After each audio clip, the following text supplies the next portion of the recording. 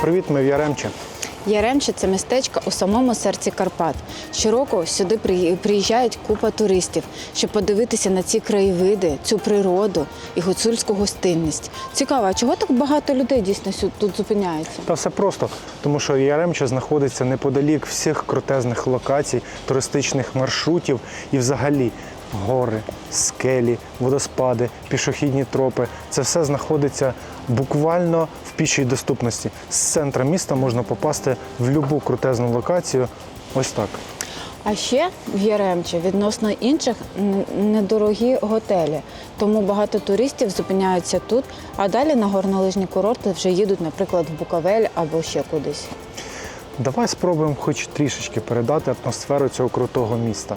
А з чого почнемо? Ну, ти сам казав, коли приїжджаєш в нове місто, з музею треба починати. Пішли? Погнали.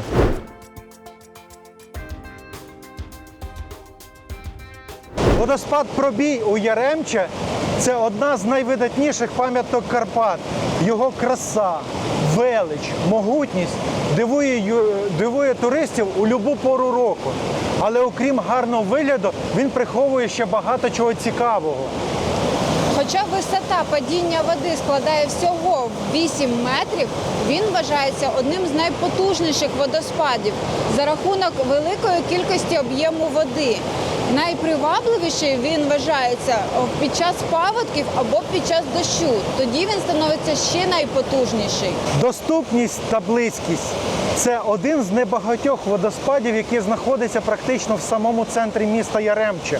Буквально декілька хвилин потрібно для того, щоб пішки дійти з центру до цього місця. Він розташований під арковим мостом, який також має в собі багато цікавого і також є пам'яткою архітектури. Раніше тут дуже популярне заняття було рафтинг і каякінг. Але, на жаль, із-за дуже небезпечних сходів вирішили припинити ці заняття. Шум водоспаду чути здалеку. Його ще називають голосом Карпат. І у ясну і гарну погоду, ось як сьогодні, він стає буквально музичним супроводом для пішохідної екскурсії.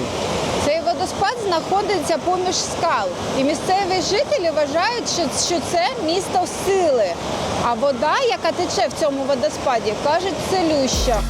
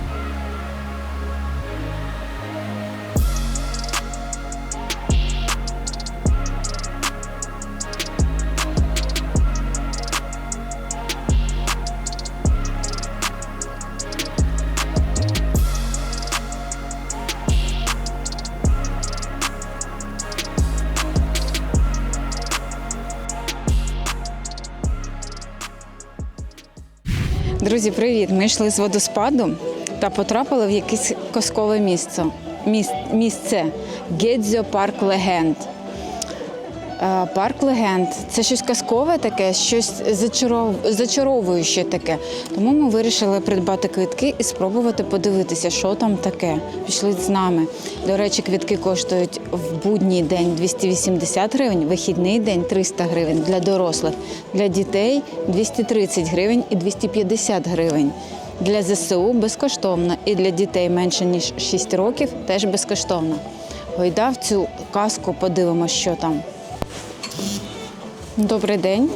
Нас також двоє. Вау! О, їжа! Кицю! Диви, як тут круто!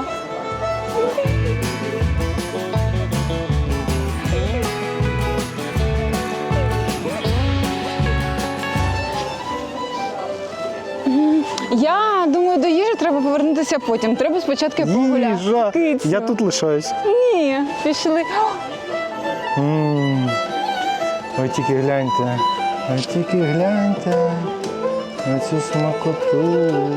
Кицю, повернемося потім. Ці лебеді гарні.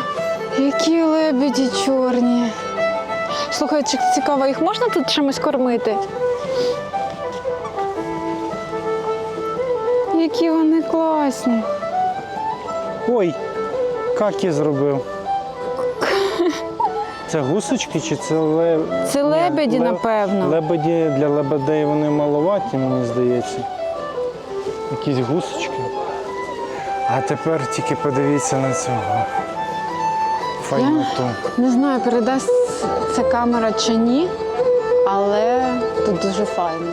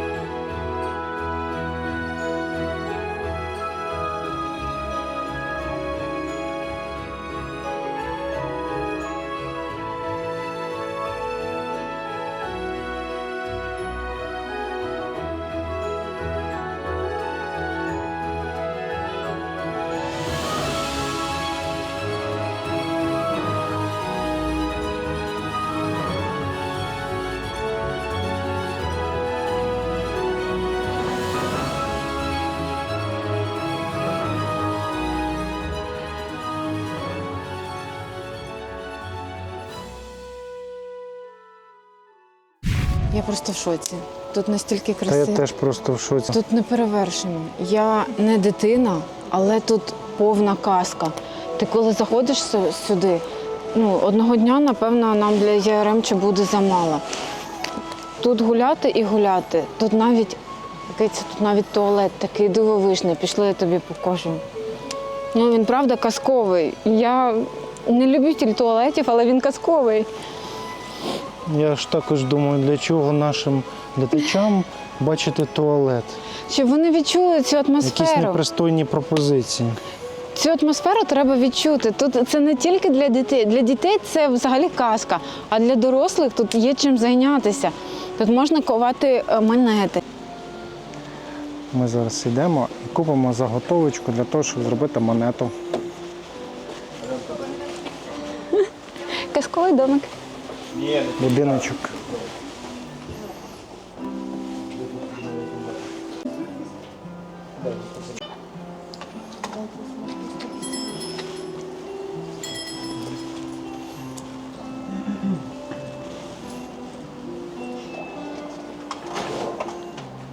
Добрий день, термінал працює, так? Дайте, будь ласка, одну таку. Що ми попали в рай. В рай для тих, хто любить казку. А це Гаррі Поттер? Це присосочка на авто. На авто. Ага. Слухай, дивіться, модна інстаграмна історія зараз починає, набирає популярності чай у ванну. Коли ти купаєшся, і раніше ти бомбочки кидав, а зараз отакі пакетики чаю. І вони з усіма суцвіттями, там такими типу ароматно і заспокійливо. І дуже крута штука. Марія. О, май. Кицю, це казкові речі. О, май. Це на вечір щось. Марія, це щось на вечір? Кицю, А ось це? Кицю, це для дітей май. казкова історія. Та яка це казкова історія? Кицю. Мені здається, це для дорослих також непогана історія. Спа – це добре, спа можна купити в Єві. Так, а в кого в мене є ванна, щоб подарувати на подарунок? Меч. У всіх же душкабінки. Я знаю одну дівчину, в кого є ванна. Це крутий наряд. О, диви чашечки з Гаррі Поттером. Кицю, на упаковці на тебе схожий. Друзі, місце дійсно казкове, хоча я не люблю казки, але це просто сюди на цілий день можна пройти і тут зависнути. Друзі, це просто неймовірно. Кить, мені це все треба. Пішли платити. Ми монетку, заготовку. Зараз Марія буде своїми Так. І треба Сильними ще й руками. попасти, так? бажано попасти, так. Як страшно. Так.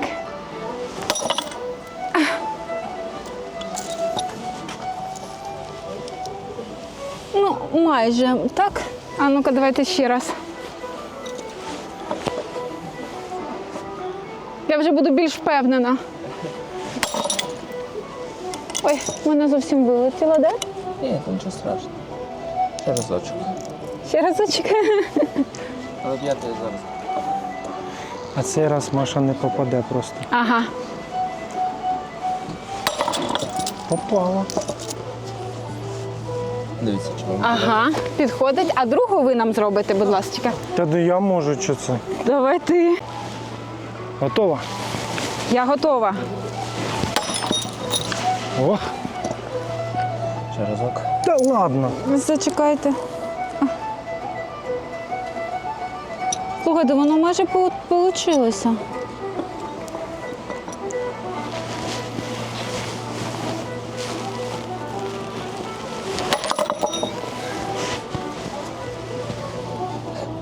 Ще разок. Та що це таке?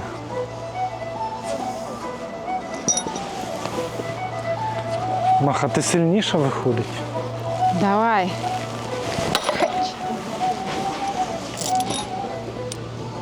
О, Дивіться, чи вам добре буде. Та добре. Може підправити вам так, щоб було Єремче писало. Ну давайте. Коротше, всяка справа потребує спеціаліста.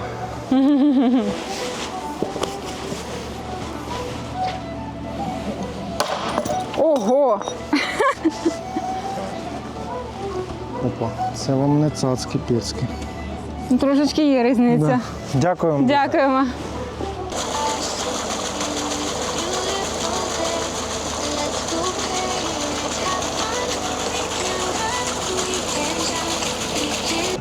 Ви не подумайте. Тур по туалетам ми не планували робити, Сюди. але те, як це виглядає, Існує легенда, що хобітеси, які довго сидять у туалети, перетворюються на трухляві мухомори. Такі казкові туалети. це А просто Хобітеси люблять пожартувати одна над одною. І частенько когось, хто полюбляє довго затримуватися в туалеті, перетворюють на гарбуз. Ось чому їх так багато у нашому парку. Насправді, якби я хотів в туалет, мені було б якось ніяково тут Вау! А це робити свої дзеркало. справи. Це дзеркало, іди сюди, покажи дзеркало. Воно таке аж поморочиться в очах. Ось це. Мрія для ліфтолуків. І що дуже Ліфтолуки. важливо, тут не забувають про інклюзивність, а також про матерів з дітьми. Прикольно. Круто. Туалет Рекомендую. в Гріндзьо-парку рекомендуємо. Ну воно прикольно. Буквально на кожному кроці, куди ми не підемо, ми зустрічаємо щось таке. Ти Щось подиви, таке. які вони. Вони схожі на мене гарне. зранку.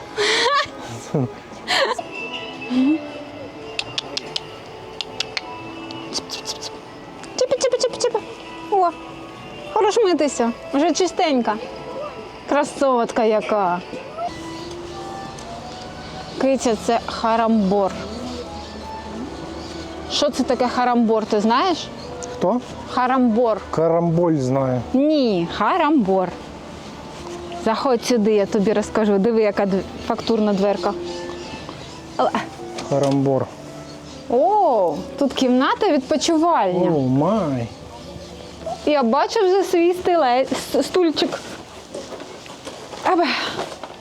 Тун-тун-тун-тун-тун-тун. Тун-тун-тун-тун-тун. А тут уже курочками пахне, здається. А ні, мені здається, що тут не курочки живуть, а ельфи. Ельфи, хобіти, хтось з них. Хатинка.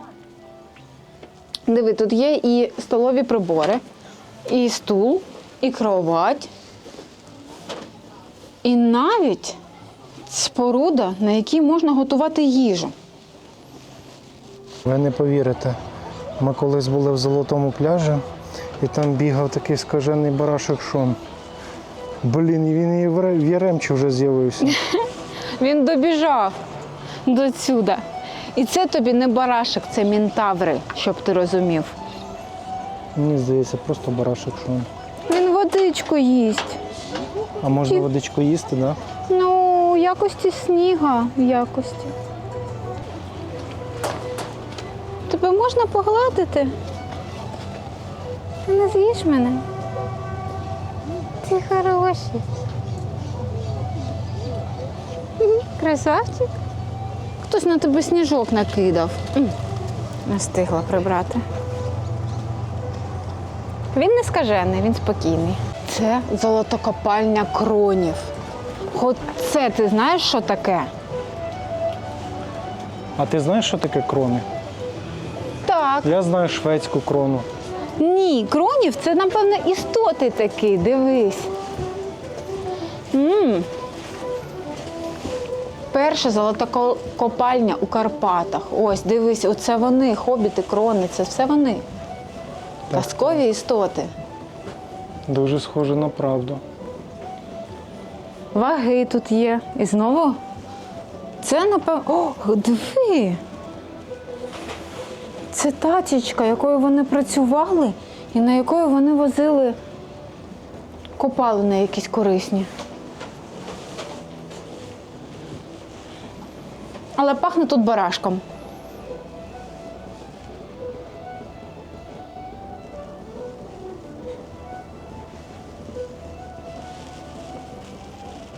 Ввечері, коли хобіти кільця мудрості виготовляли, без гедзьо нічого не вийшло. Тут у річці природа дарує свою таємницю, і в нас є ще один привід полюбити ці гори, вигукнув один із хобітів, ретельно оглядаючи вміст свого ситечка. Ха, пізнали водоспад Пробій? Ну, мені здається, він тут теж казковий трошечки. Але, може, він такий і був?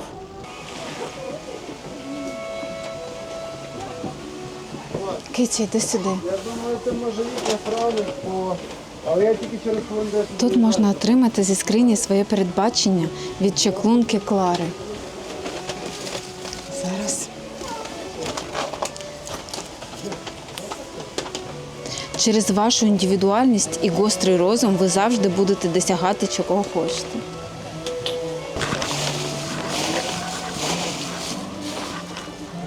Якесь буде точно ексклюзивне. Ой, 2 витягнув.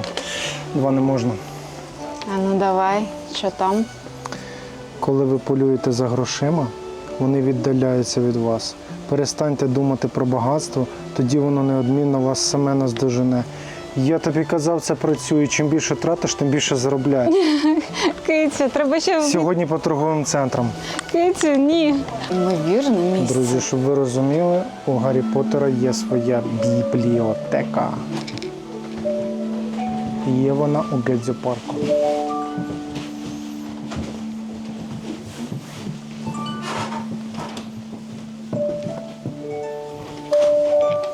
Тут є таємні сувої, таємні якісь молитви. Не молитви, а заклинання. Повернувшись на землю, він зрозумів, що отримав дар бачити красу у кожній митті життя. Арвен став носієм чогось. Да, важко може ще читати. Зрозуміло. Ось все у нас по темі Гаррі Поттера. Або не Гаррі. Ти ж подивися, скільки книжок. Це ж треба було все зібрати. А камін працює, Дивися, скільки- справді. Дивися, скільки стелажів книжок. Слухай, камін працює, справді тепло.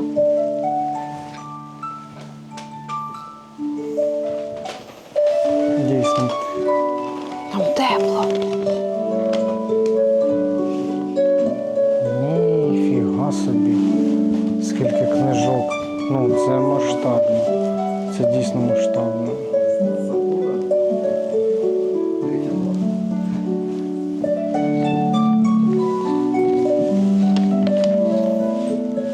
Кайф. Ремчо, ти подивись на це ліжко. Я хочу тут жити. Вау! Кайф. Це дуже круто. Я реально хочу тут жити. А ну приляж. Наскільки воно зручне. Воно дуже зручне. І уяви собі такий світаночок. Прокинаєшся в Україні ельфів, гномів і Гаррі Поттера. Це ж круто.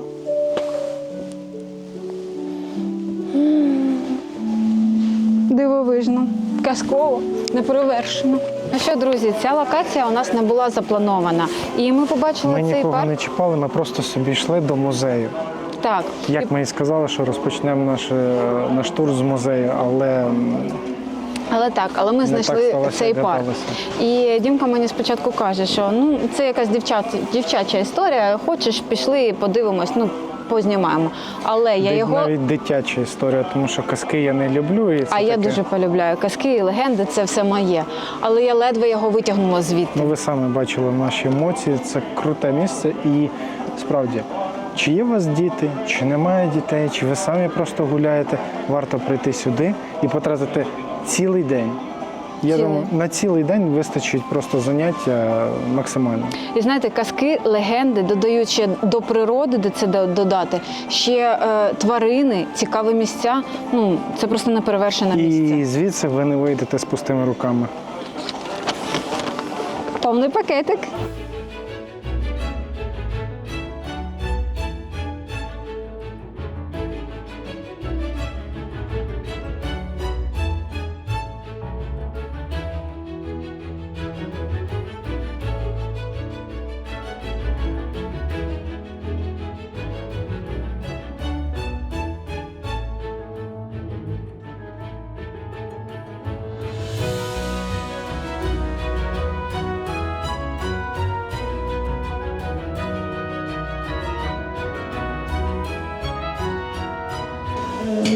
Дуже багато є різні зображення, можуть бути фітоморфні, якісь квіти, можуть бути листочки, можуть бути зооморфні, і жар-птиці, і там якісь звірі, і ведмеді, і все решта. Цінувалися завжди на тарілках сюжетні зображення, наприклад, вояк, який їде на коні, або мисливець, який цілиться в ведмедя і так далі. Тут ви бачите кахлю. Значить, дуже престижним в 19 столітті, допустимо, було те, що навіть в селянських оселях були отакі кахлеві печі. Кахлеві печі, і дуже престижно, коли були знаменитих майстрів, таких як Олекси Бахматюка. От в нас в 1880 році, наша Західна Україна була під владою Австро-Угорщини з 1772 року, і в нас в 1880 році в Коломиї була промислова виставка, де виставлялися майстри різних спеціальностей, в тому числі і різьбярі, і вироби зі шкіри, і ткачі, і так далі. Але там було дуже багато гончарів, і відвідав ту виставку в 1880 році правлячий імператор Франц Йосип.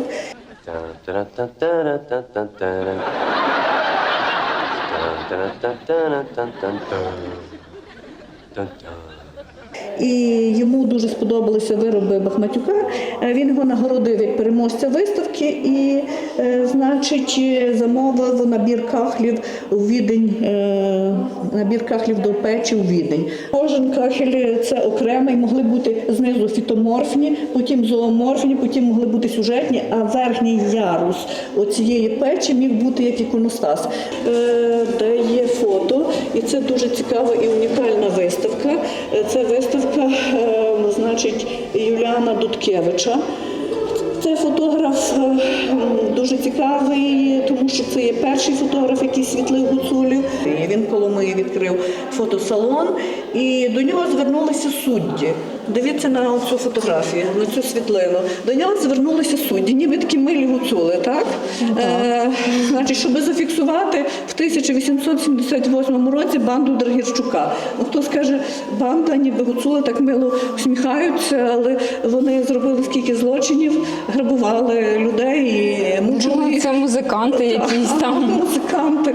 І, значить, їх засудили в Коломиї і захотіли, щоб зафіксували цей момент. І таким чином Юліан Дудкевич зафіксував гуцулів. Ну, яка доля цієї банди Юри Драгірчука? Самого Юри Драгірчука повісили на території Коломийської ратуші, ну, а з цих людей ніхто вже не повернувся в гори.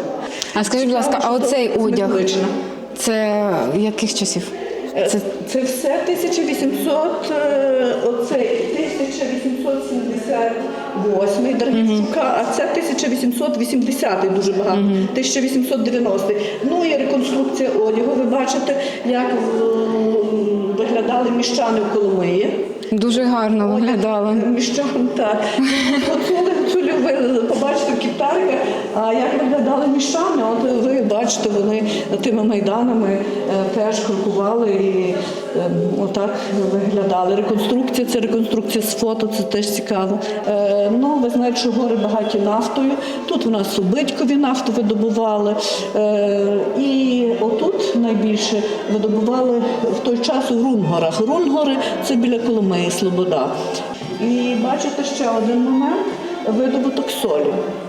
Тому що в наших гірських зараз селах є досить багато оцієї води, яка має досить великий вміст солі. Десь ропа, так, соляна. І десь в Делятині 27% в деяких джерелах було солі. І в Делятині, наприклад, були соливарні Франца Йосипа. І що я вам хотіла сказати відносно курортної місцевості, що тут були купельові заклади. Тобто, наприклад, тут де територія значить, нашої РЕС, то там був купельовий заклад доктора Матушевського. Тобто були ванни, були інгаляторії, де лікувалися хворі, наприклад, ревматизм лікували, чи астму лікували, якраз вдихали оті випари солі.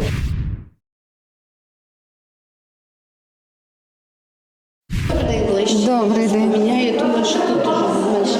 А для себе будете зйомки? Так, для себе. У нас YouTube канал буде, може буде скоро, ми хочемо. Але зараз поки відпочиваємо. Про відпочинок, про тревел. І тут буде і Яремча, якщо буде, якщо зробимо. І Яремча, і ми були в різних містах. Микуличини, там по Карпатам А поїздили. ви вели трохи якийсь такий блог раніше теж, так? Ні, це ми тільки починаємо. Так, тому і хотіла би. Такий смішний випадок, що ну, оскільки зараз для нас робити фотографії це елементарно, а тоді, щоб в другій половині 19 століття, щоб зробити ці фото, треба було надзвичайно багато обладнання. Він з собою брав цілу таку, як Лабораторію. Так, як лабораторію. Крім того, там це треба було десь вивозити коней, і це все він робив, споруджував таку як якусь споруду, не то палатку, не то халабуту, як діти будують. І навіть брав декорації для цього, бо тому що на цих небагатьох фотографіях ми бачимо там, що ялинки так підперті, тобто вони робили готували цілу площадку для фотографій, тому що це було для гуцулів якась така дуже величезна подія. Вони вбиралися в найкращий одяг, і ялинки могли зрізувати, щоб це так ніби виглядало природньо, що вони там через смирічок серед ялинок. Я навіть не уявляю, там в горах, це ж людині треба піднятися, ще з собою обладнання це принести. Так. Ну, це, напевно, Коли дуже він важко. перший раз поїхав там в якесь глухе село на Верховинщині, тоді жаб'я це було, і гуцули це побачили, що він накривається якоюсь чорною тканиною і там щось собі робить. Вони порадилися, вирішили, що це взагалі якесь мольфарство, що він чеклує, розбили йому то, що всю ту лабораторію, побили скельця, тому що просто не розуміли, Що це відбувається. Ну, їм так. було страшно заходити в ту їхню споруду. Не виставляю, бо мене сварять, що це можуть розбити, то треба під це. Ой, дуже... Так, бачите, які вони? От ці орнаменти, вони схожі на вишивку нашу гуцульську, галицьку, але кольори абсолютно не такі, як косівська. І це салфетниця, солянка, перечниця? Ні, це для цього, для листочків, це писати листи. Так, тут ручки з хвилями стояли, А я і думаю, в чорнила, той так. час вже. Але тут, подивіться, зверніть увагу, це їхнє клеймо. Такий був міст Віадук, Через пруд його зруйнували, там тільки як ви гуляли, бачили, там, де є шосейний міст, до сувенірного базару йти, то є тільки залишки цього моста. І там пруд робить отакий, як віраж. І от вони собі вибрали клеймом, ми довго билися і думали, ну що це таке? А це міст Віадук і річка Пруд, яка робить, і це клеймо І вони цієї на майстерні. кожній- Вони старались на кожному, вони не на кожному є, але на багатьох. Таких немає цих виробів. Я не розумію, як так, що їх практично чомусь немає. І гуцули всі займалися тим, коли не займалися туризмом, займалися тим, що вирощували овець і працювали в лісі. Чому вівці, чому вівчарство? Тому що для корови, наприклад, як більше на центральній Україні чи східній, це більше корови, там десь кози, все одно це більше вибагливі тварини. Зокрема, корова, для неї треба теплий хлів, багато досить їжі, багато трави, багато хороші, менш-більш умови для того, щоб вона давала багато молока. В таких умовах бідні гуцули, там маючи якусь таку прибудову інколи, то вони не могли собі дозволити тримати навіть не всі корови. А вівці багато не А потребували? вівці не вибагливі. Все літо тільки появилась трава. Ми досі їздимо в експедиції і бачимо, як інколи випускають взимку овець, і вони ходять, як собаки по цьому. Вони не нещасні, їх просто вони прогулюють, вони собі щось там гризуть, якусь травичку, яка десь вилізла з-під снігу. І вівці давали таким чином все. Вівці давали основні продукти харчування, тому що раціон у гуцулів був досить таким не сильно різноманітним. Крім того, що влітку вони, звичайно, їли багато вітамінів, тому що було багато ягодів, грибів, і гриби – це білок, а ягоди давали різні мікроелементи для організму, і це було дуже добре. Вони їх ще сушили, заготовлювали на зиму. То такого, знову ж таки, м'яса так багато, свиней тримали дуже мало, бо це теж було, свиню треба годувати. Коли там на чорноземах ми маємо багато там буряків, картоплі і всього-всього, то так. А тут що корову, що свиню прогодувати дуже важко. А вівця – це супер. Але вівці теж їх там барана могли зарізати, а так овець тримали в основному для того, щоб розводити. І просто їх стригли. Тоді вовна, от всі ці, ви бачите, ліжники, верети, це все є, і такі сардаки на манекенах, це все є вовна, це шерсть вівці.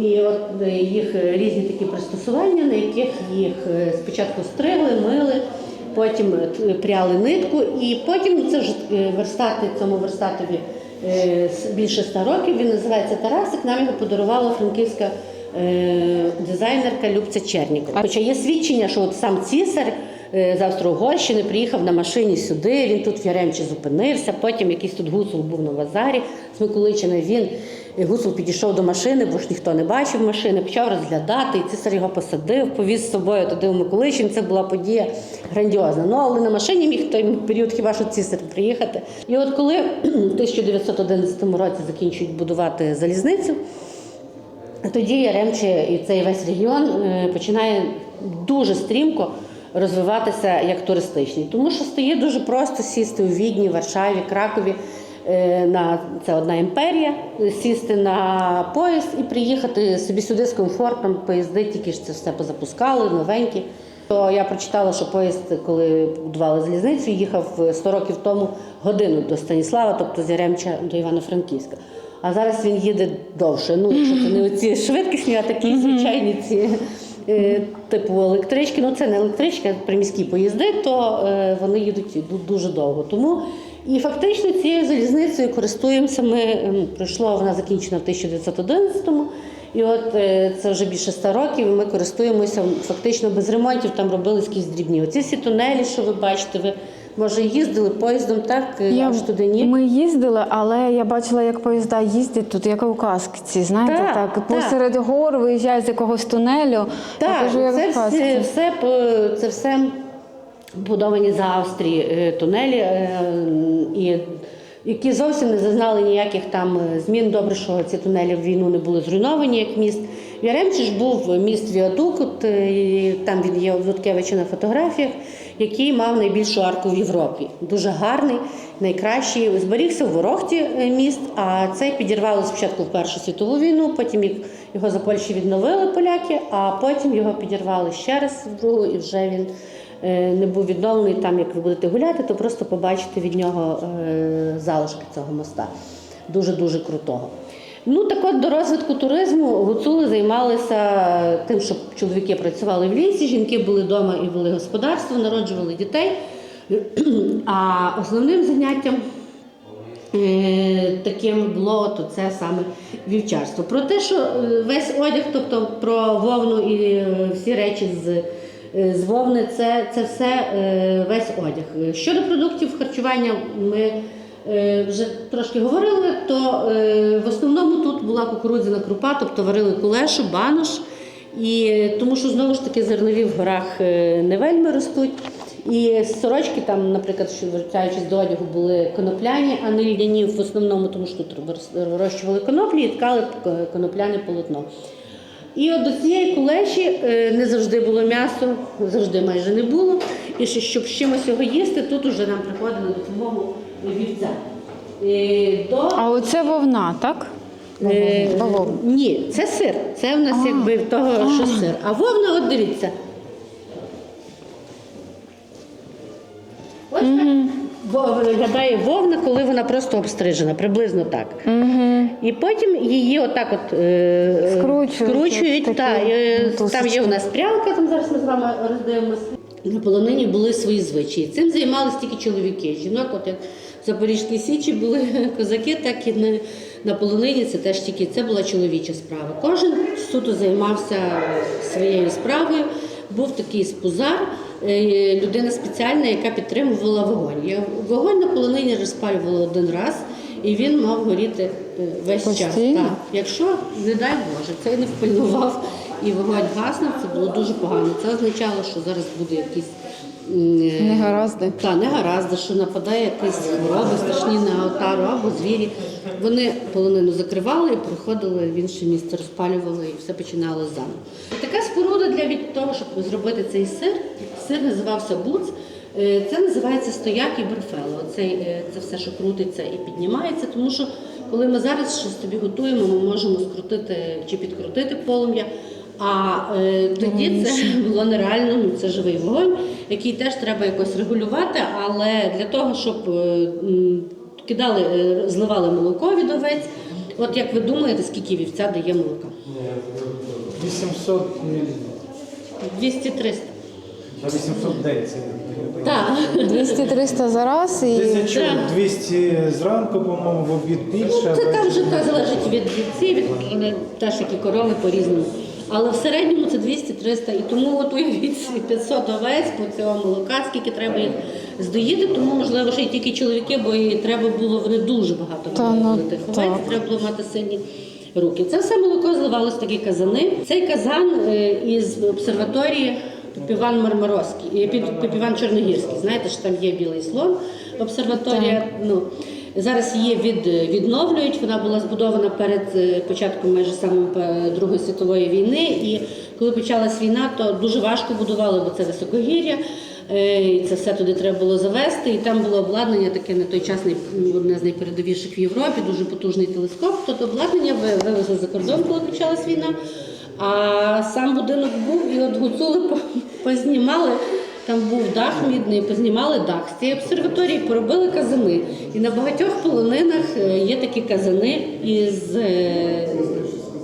для того, щоб робити сири, із обсерваторії. От зливали це молоко, додавали клік. Це такий фермент для того, щоб молоко зверталося кисло із шлунку теляти. І відігрівали на вогні. Робили буц, свіжий сир, або ворду з додаванням більшої кількості солодкого молока. Але такий сир стоїть, тому що це літо, пару днів, його треба швидко з'їсти. Це не підходить, холодильників немає літо. Тоді вони придумали його підкопчувати. І отак от ви бачите, як буц підкопчують його над вогнем. Якщо його підкоптити, він може стояти вже і місяць. Але все одно це мало. Треба зберігати довше, тому що вівці дояться тільки влітку, а зимою що їсти? треба ж сиру хочеться і зимою. Тоді почали робити, додавали до цього будзу сіль і в такі бербенички, такі довгі, от бачите, ці бочечки, вони для зберігання бринзі. Робили вже бринзу. Тобто будз із сіллю перетертий щільно, щоб повітря практично не було втрамбоване спеціальними дерев'яними інструментами. І все. І ти маєш до цілого, вже на цілу зиму, до нового того періоду, коли вівця починає доїтися, ти собі зварив тої кулеші чи тої картоплі, як тут ріпа казали, чи бараболі, і таким чином з голоду ти вже не помреш. Будували хати гражди. Часто вони могли бути дуже відокремлені одна від одної в горах, на великій відстані стояти. Коли замітало снігом, то люди дуже важко навіть комунікували. Тому ця хата гражда, вона була трохи як фортеця. Гарно вони описані в етнографа Володимира Шухевича із ілюстраціями. Хата гражда являла собою приміщення, де жили люди із різними прибудовами для худоби, для реманенту, тобто для цих знарядь праці, для дров. Це все було з'єднано. Людина навіть могла, не виходячи на вулицю взимку, наприклад, прийти собі набрати дров, прийти до худоби погодувати. І таким чином це така єдина споруда. Обгороджена вона була, крім того, далі був паркан такий високий, і вона трохи була як фортеця.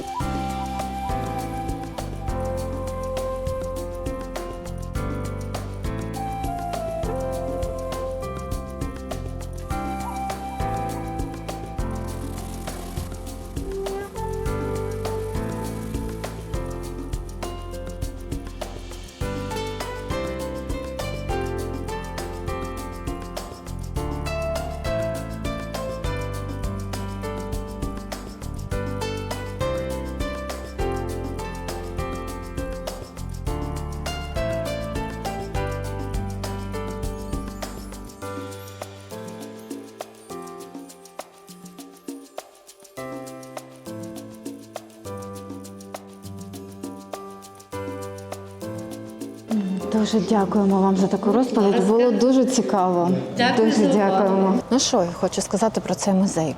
Співробітники, а особливо директорка, вона з такою теплотою відноситься до експонатів, до гуцульщини, до цієї історії, навіть, напевно, не з теплотою, а навіть з гордістю.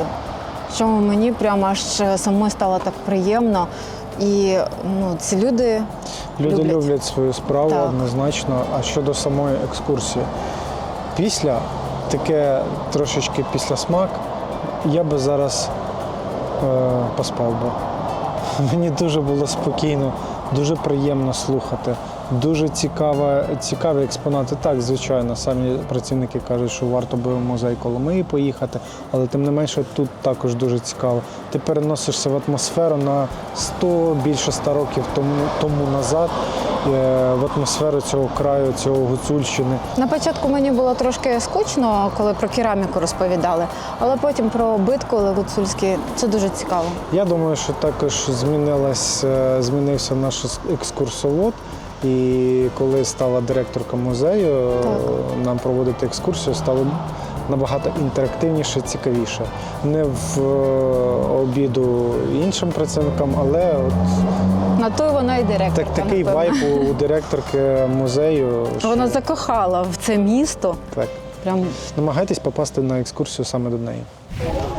Друзі, в Яремче ще є чудовий риночок, де ви можете купити будь-які сувеніри. Так, Дерев'яні. а передбачення мені сказало, що треба потратити гроші, і тоді прийде їх ще більше. Так, але тут є все. Тут ви відчуєте гуцульську привітність і цю атмосферу.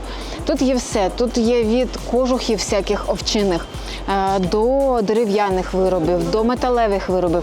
Але найбільше я люблю тут купляти – це чаї, це горішки, мед і так само грибочки. Чаїв ми вже скупили так багато. Ні, в не кожній багато. У локації. мене дуже багато дівчаток, котрим треба привезти з Карпату чаю. Тому зараз ми підемо за чаєм, і також тут треба торгуватися, тому що це гуцульська традиція. Ну-ка. Будемо пробувати.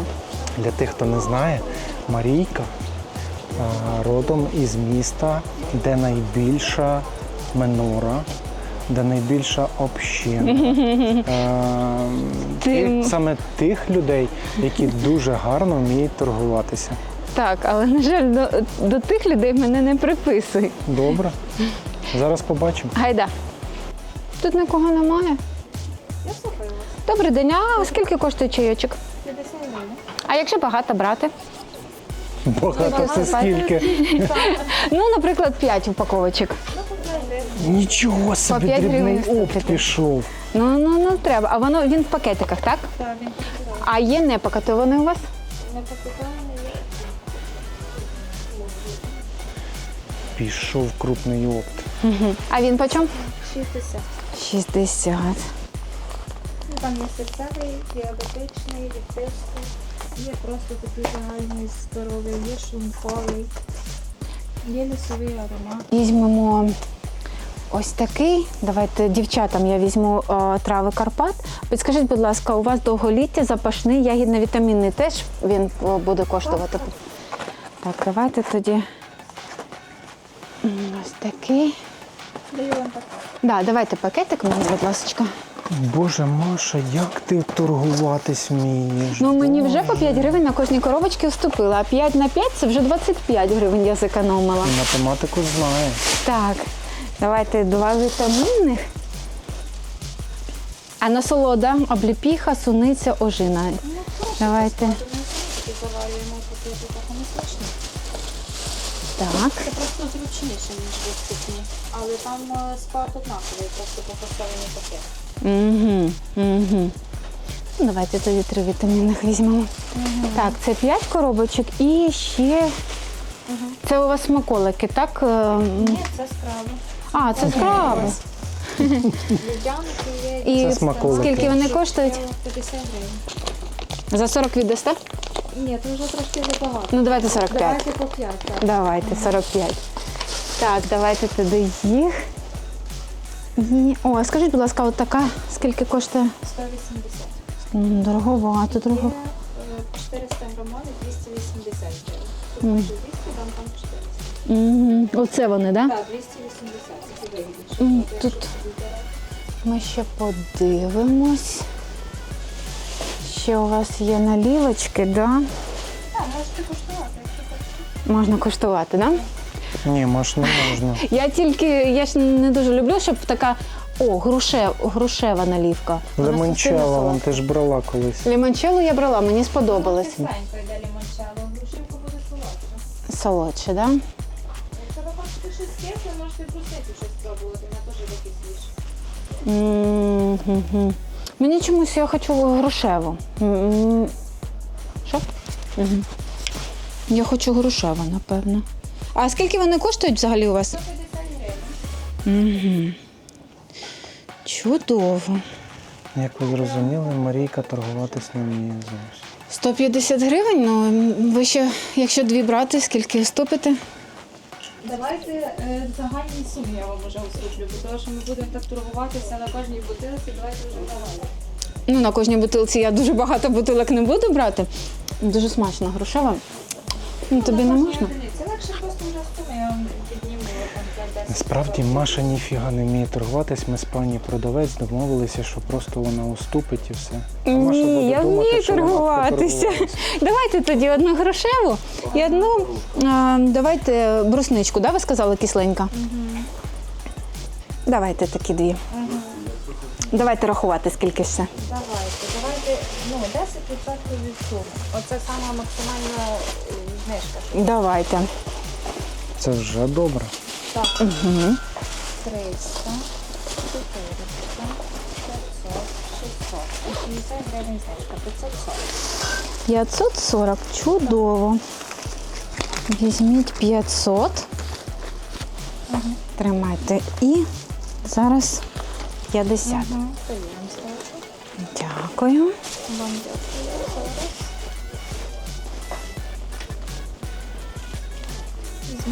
Дякую вам. Гарного дня. Ну все, відео зняли, віддавай назад. Ні. Ми жартуємо. Дякуємо, Дякую. гарного вам дня. Це основа чаю. Плюс квіти, плоди. Ну, А якісь корисненькі є? Це всі корисні, Всі корисні? не складалися. Ні, ну то понятно, але знаєте, у вас там є.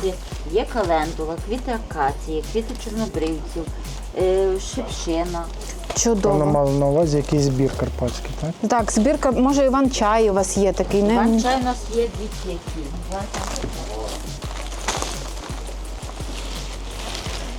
Ось такий заварний Іван чай. 60 гривень.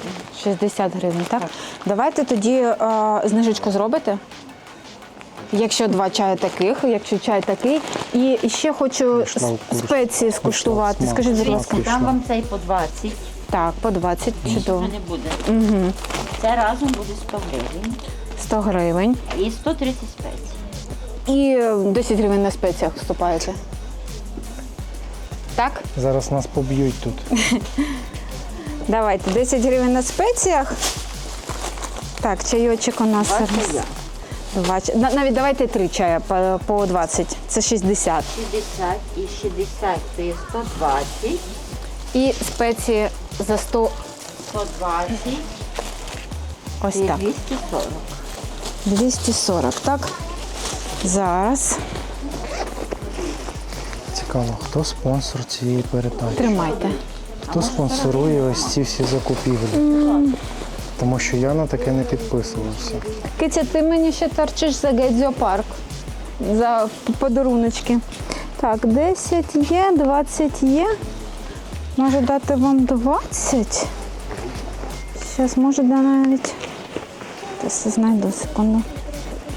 Може копійками буде. Та отож я туди і полізла. Так, тримайте 10. Так, а тут дивіться а місця 20. в машині все менше От і менше. так, от 30. Ага. Зараз ти щось знайшли. Може. Секунду, секунду, гарні. секунду. Без рукавочки. Жилети, які Так, гарні. що тут у нас? 25. Насправді тут можна Ще 5 купити гривень все. треба знайти, так? Ну, якщо знайдете, не знайдете, подивіться. Зараз спробуємо. О, Прошу вам 300 гривень. дякуємо. На здоров'я, щасливо. Гарного вам дня, вибачаюсь. Знижку усюди надали. Так, але перед цим, мабуть, підняли ціну 20%, дали знижку на 10% і всі задоволені. Ні, неправда. Зараз. Я подивіться. Неправда. Пішли. Ну що, друзі, я скупилася, поторгувалася, я залишилася задоволена. Риночок в Яремче, люди привітні. І знаєте, коли ви торгуєтесь, ви торгуєте навіть там 10% або незначну суму, від цього ще приятніше. Тому я йду з купою пакунків і така задоволена. А сюди треба приїхати, щоб отримати гарну атмосферу, гарне відчуття, і я заряджена позитивом. Як ви вже здогадались, ми на новій локації. І якщо у вас така ж ситуація, як і у нас, і ви за один день хочете побачити все, але не можете, тому що Карпати великі, є Карпати маленькі, куди ви можете прийти і побачити все буквально за одну екскурсію. Або ви можете отримати натхнення і подивитись, куди саме ви захочете пойти і подивитись в оригіналі. Тут ви зможете побачити як гору Говерлу, наприклад, так і закарпатські замки, так і полонини.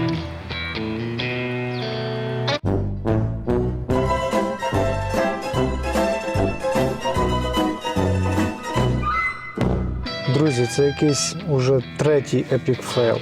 Перший у нас був в Верховині, коли музей зачинився в неділю о 2 годині дня. Другий був у нас, коли ми хотіли поїсти в колибі який? З пам'яті погано. Садиба Красна. Садиба Красна. Садиба Красна. Нехай Колиба буде Красна так. садиба. Так, у них було генеральне прибирання. І сьогодні ми ж думаємо, подивимося на музей мініатюри, покажемо вам, щоб ви оцінили взагалі велич Карпат, але крізь маленькі експонати, зменшені копії. Google пише, працює до 20:00. Все як має бути. Приїхали ми, поцілували замок, ось той замок. І все. Взагалі-то в інтернеті пишуть, що це більш літня локація, тому що взимку там все засипано снігом і нічого типу не видно. Але хотіла подивитися самостійно, як це там. Але не вийшло. Ну, пишуть, що літня локація, щоб непогано, якби писали, що взимку, в зимовий час, восени закривається або взагалі не відкривається. Або закривається раніше, так, тому що Google досі пише, що працює. Так, тому на сьогодні наша подорож в Яремче можна вважати завершеною, оскільки світловий день вже закінчується приблизно о 16:30, а вже зараз 5 година, ми вже точно нікуди не встигнемо. Хотіли показати за цей день максимум з того, що можливо. Я думаю, що ітоги по Яремчу ми запишемо вже вдома. Так, висновки будуть ввечері. А зараз їдемо додому. Друзі, де ми? Та де ми? Та все в Центр Яремче. Це все в Яремче, тому що ми трошечки засумували. Ми хотіли показати трошки більше сьогодні, хотіли показати музей, як ви вже знаєте. Але Є така ізюминка в цих локаціях, в цих всіх містах, містечках. Є така ізюминка. що їм пофіг на графік. Взагалі. Хочу працюю, хочу не працюю. І оскільки додому ще рано, все ж таки лише 5 година вечора, ми вирішили, що ми пройдемося вечірньою Яремчею, вечірнім містом. До речі, для мене стало здивуванням, але прямо у центрі міста у них залізнична станція. Так. І саме головне, що не у всіх містах в декілька разів більше, ніж Яремче, є Макдональдс. А тут він прямо біля залізничного вокзалу. І Прямо в центрі міста. Прямо в центрі міста. І саме тому, що нас трошечки намахали з музеєм Карпат в мініатюрі, ми трошки засумували, ми трошки розчаровані. Підемо бахнемо кави. Пішли, але такого пустого Макдональдсу я ще не бачила в місті. Навіть у нас в Дніпрі багато Макдональдсів. Треба заради справедливості потрібно сказати, що сьогодні вівторок. Ну і напевно він все ж таки для місцевих жителів, тому що мені здається, туристи все ж таки по більш автентичній кухні. Ну так. До прикладу, ми. Макдональдс у нас є в Дніпрі. Нафіга він нам потрібен. Так, чисто каву попити, зробити тут каву Ну да. по адекватній ціні. І я думаю, що тут що, а Макдональдс нас нічим не здивує. Що ти, яку А каву ну давай, спробуєш? може здивуєш. Лате, імбірне печиво, а? З'їв? Ще не їв. Ну, я імбирне печиво, це як імбирний пряник. А ну може є лавандовий сироп. Ні, немає в них. У них лати є з цукром, ціни сиропом хоч такі, горіховим. як всюди. Так, як всюди. Скільки? 67 гривень, напевно. Ну, коротше, зараз подивлюсь. Сироп брауні, або солона карамель, або кориця, або сироп лісовий горіх. Що тобі? О, кориця. Ти що ти мене сьогодні дивуєш? Кава з корицею. Це must-have, це класика. Кава з корицею. То твоя улюблена їжа, печінка. Кава з корицею. Крейзі, якийсь мен сьогодні. Додати до замовлення 64 гривні. Мені здається, навіть на 3 гривні дешевше. А то я брауні беру зазвичай. Ага. Прикольно. Прикольно, людей немає. Ну, хоча ми по дорозі бачили, мабуть, певних 2 дитячі садочки йшли по дорозі і з кульками такими блакитними. Так що не факт, що це не звідси. Тут могло бути щойно повне завантаження.